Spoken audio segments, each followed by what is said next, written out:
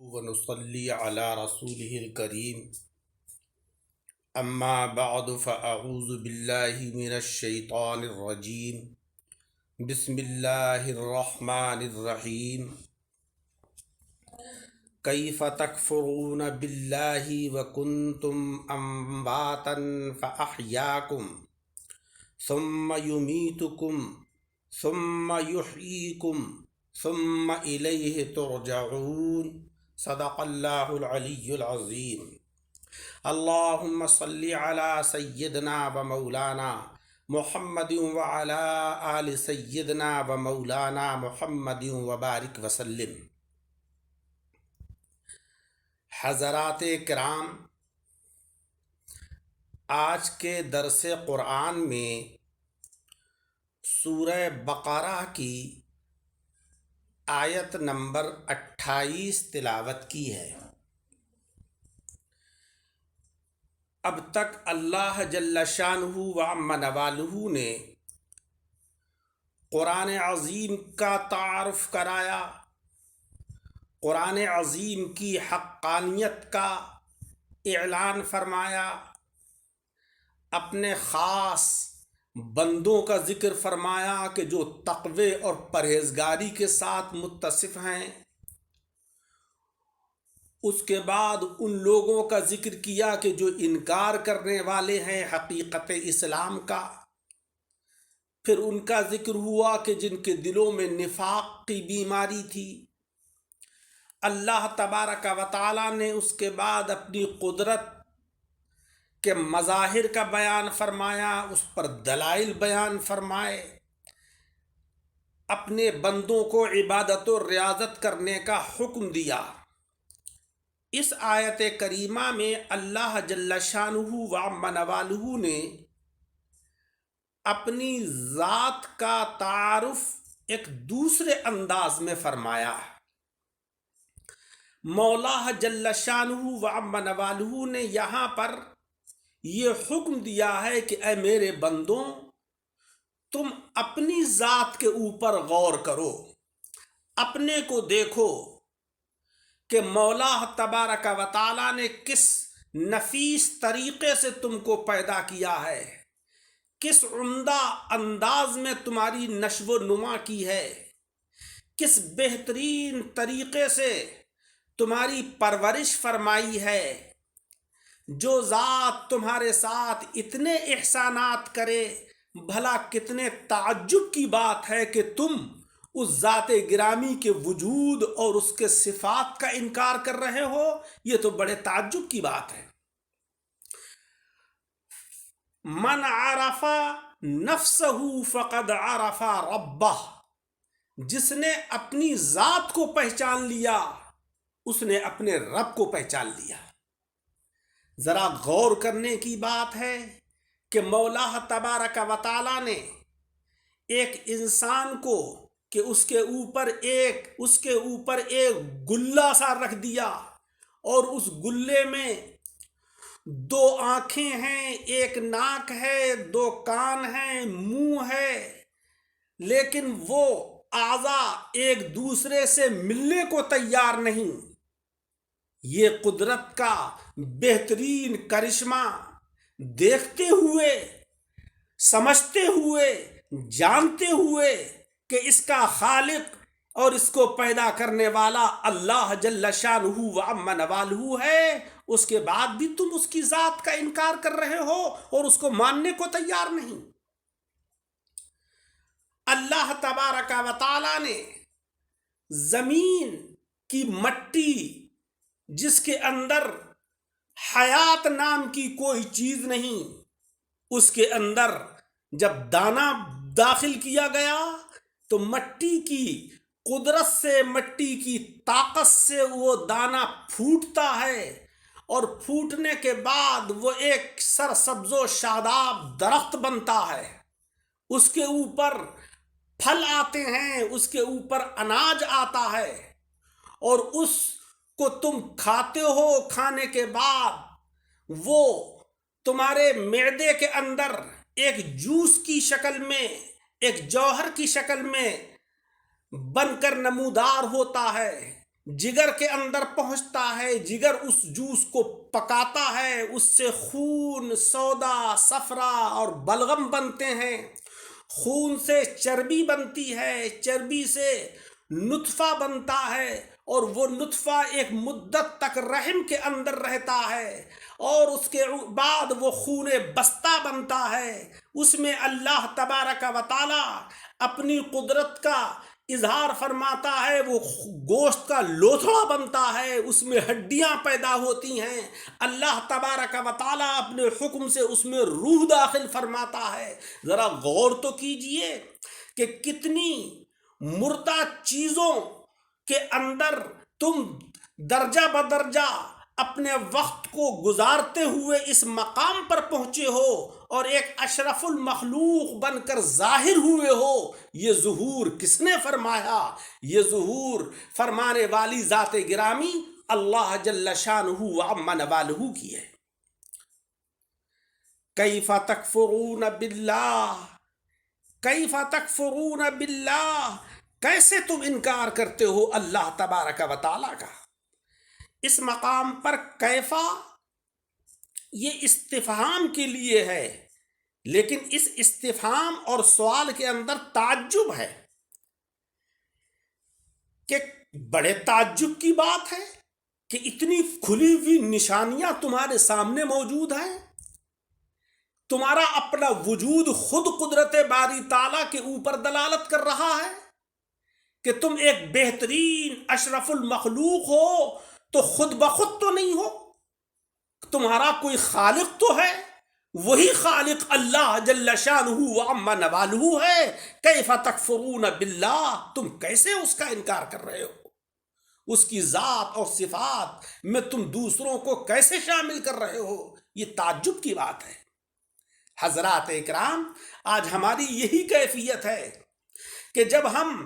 خوش و خرم ہوتے ہیں، عیش و عشرت کی زندگی گزار رہے ہوتے ہیں، مال کی فراوانی ہوتی ہے، کوئی تکلیف اور پریشانی نہیں ہوتی ہے، اس وقت تک تو ہم اللہ کو بالکل بھول جاتے ہیں، اور جب کوئی پریشانی اور تکلیف آتی ہے تب ہم رجوع ہوتے ہیں اللہ جل شانہ و عم نوالہ کی طرف۔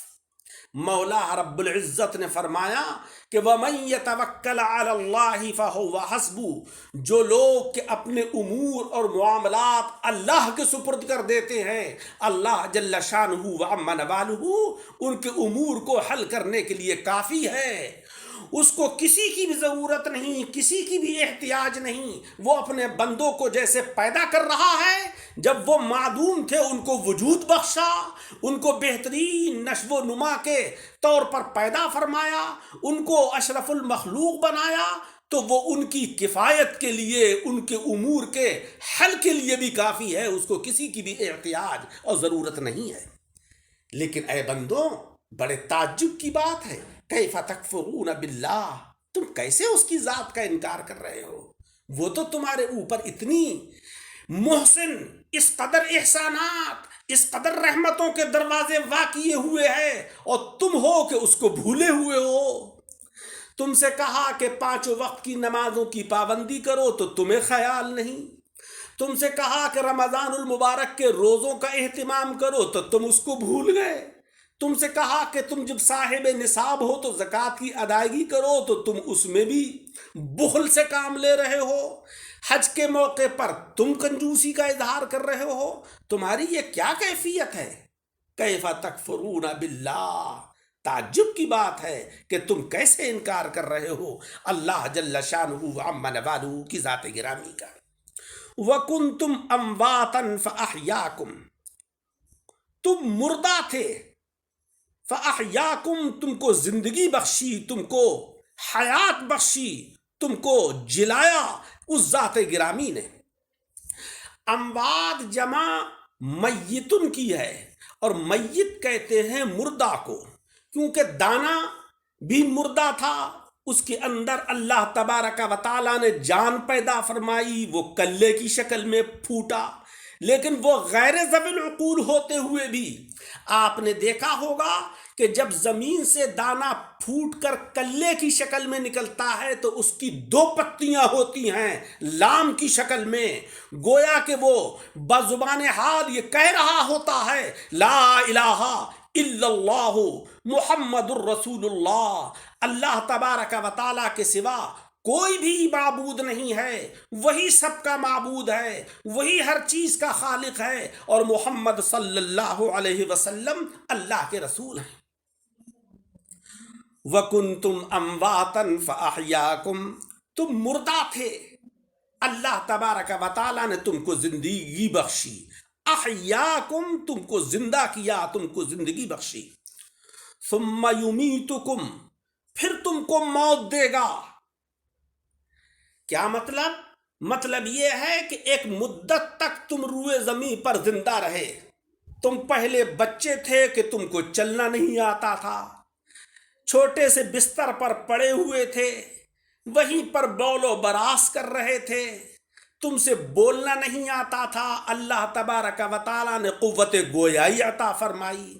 تم کو چلنا نہیں آتا تھا، مولا رب العزت نے چلنے کی طاقت عطا فرمائی، اس کے بعد تم جوان ہوئے، یہ جوانی اللہ کا عطیہ، اس کے بعد تم بوڑھے ہوئے، اللہ تبارک و تعالیٰ نے یہ بزرگی تم کو عطا فرمائی، اس کے بعد اللہ رب العزت تم کو موت دے گا، ثم یمیتکم پھر تم کو موت دے گا، ثم یحییکم پھر زندہ فرمائے گا تم کو۔ قبر کے اندر جب میت کو داخل کر دیا جاتا ہے تو آقا علیہ السلام فرماتے ہیں کہ 2 فرشتے آتے ہیں اور پھر اس میت کو زندہ کیا جاتا ہے اور اس سے پوچھتے ہیں کہ تیرا رب کون ہے، اے بندے تو بتا تیرا دین کیا ہے، اور یہ جو ذات گرامی ہے اشارہ ہوتا ہے جناب محمد مصطفیٰ صلی اللہ علیہ وسلم کی طرف، تو ان کو جانتا ہے؟ اگر وہ بندہ اللہ تبارک و تعالیٰ کی ربوبیت کا قائل رہا ہے، مولا رب العزت کا مطیع و فرما بردار بندہ رہا ہے، تو وہ ہر سوال کا صحیح جواب دیتا ہے اور کہتا ہے کہ میرا رب اللہ ہے، میرا دین اسلام ہے، اور یہ جو تم اشارہ کر رہے ہو شبیہ مبارک کی طرف، یہ تو ہمارے آقا ہیں جناب محمد مصطفیٰ صلی اللہ علیہ وسلم۔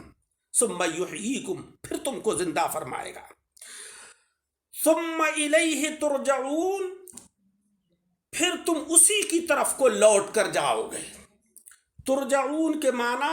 یہ ترجعون رجوع سے بنا ہے، رجوع کے معنی لوٹنا، الیہ یہ ضمیر راجع ہے اللہ تبارک و تعالیٰ کے نام کی طرف، یعنی اللہ کی طرف کو تم لوٹائے جاؤ گے۔ تو تم یہ مت سمجھ لینا کہ زندگی گزارنے کے بعد موت آئی تو تمہاری جان چھوٹ گئی، ایسا نہیں ہے، مرنے کے بعد پھر زندہ کیے جاؤ گے، اور زندگی کے بعد پھر اللہ رب العزت کی بارگاہ میں رجوع کیے جاؤ گے، پیش کیے جاؤ گے، اس وقت ہر چیز کا حساب ہوگا۔ یہ بھی پوچھا جائے گا کہ تم نے جو مال کمایا یہ مال تمہارا حلال کا تھا یا حرام کا تھا؟ ہم نے تم کو علم دیا، اس علم سے تم نے اپنی شہرت حاصل کی یا ہمارے دین کی اشاعت کی؟ گویا کہ ہر چیز کا سوال ہوگا، عبادات کا بھی سوال ہوگا، معاملات کا بھی سوال ہوگا، اور ہم کو اس کا جواب دینا ہوگا۔ تو ترجمہ ہوا کہ کیف تکفرون باللہ، کیسے تم انکار کرتے ہو اللہ تبارک و تعالیٰ کا۔ وکنتم امواتا فاحیاکم، ہمارا کتنا بڑا احسان ہے کہ تم مردہ تھے، ہم نے تم کو زندگی بخشی۔ ثم یمیتکم ثم یحییکم، پھر اس کے بعد اللہ تبارک و تعالیٰ تم کو موت دے گا۔ ثم یحییکم، موت کے بعد پھر تم کو زندہ کر کے اٹھائے گا۔ ثم الیہ ترجعون، پھر اللہ ہی کی طرف کو تم لوٹ کر آؤ گے اور وہاں پر تمہارا حساب و کتاب ہوگا۔ ایک طبقہ وہ تھا کہ جو باس بعد الموت یعنی مرنے کے بعد اٹھنے کا انکار کرتا تھا، وہ یہ کہتے تھے کہ جب انسان مر جائے گا،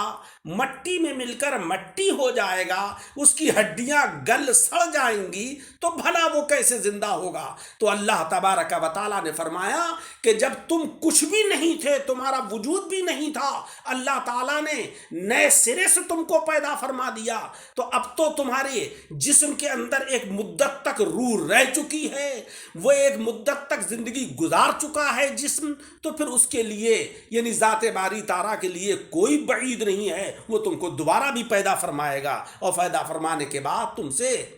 حساب و کتاب لے گا۔ اسی پر ہمارا ایمان ہے، باس بعد الموت کے اوپر، یعنی ہم مرنے کے بعد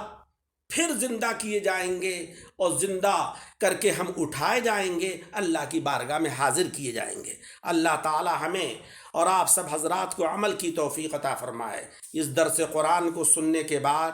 زیادہ سے زیادہ شیئر کریں، اور جن حضرات نے اس چینل یعنی دعوت حق کو